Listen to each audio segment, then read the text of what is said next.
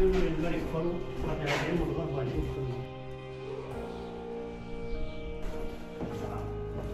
وده اللي مسروق صح؟ اللي فوق. ده هو كانوا سابقينه ومطلعينه الملك فاروق.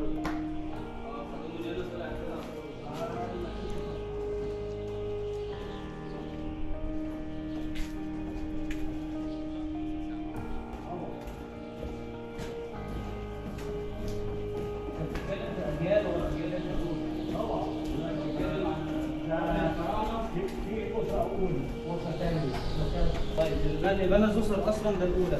ايوه. اول وده اللي هنا ده فين؟ وحرم حج. وده اللي هنا ده فين؟ لا ده اكتشفوه فتره. اه مسروق يعني. لا مش مسروق، ما لحقوش يحطوا حاجه. لا ده خالص. هم دول كام بقى؟ كام طول ولا كام عجل؟ وهم مفتوحين كده بقى ايه؟ مين اللي فاتحهم كده؟ الحته دي. ايوه مين بقى اللي فاتح الغطا كده شويه؟ لما الملوك ماتت والوزراء ماتت الخدام زي انا كده ما بشرح لك عايزين كانوا بيحطوا اكل جبنه وعيش، كانوا محتاجين الروح دي هتبحث تاني. فالخدام قاعد تعمل ازاي؟ راحت فاتحه الايه؟ الغطيان دي سرقت الاكل من جار المؤمن.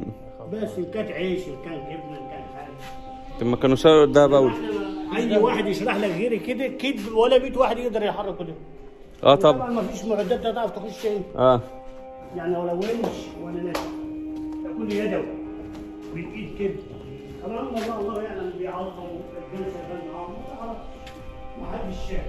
انما احنا شفنا الضرب من بره رغبه بس وكله مفتح كلام الشكل. بتحسوا بحاجات من زمان بقالك سنين.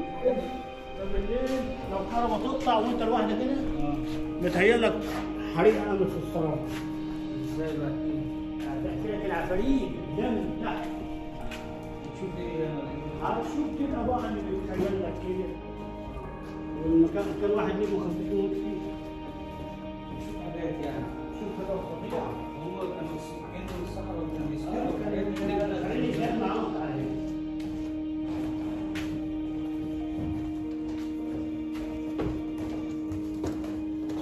ده الوحيد اللي كانوا منقوش وملحوش ربع سنه اهو.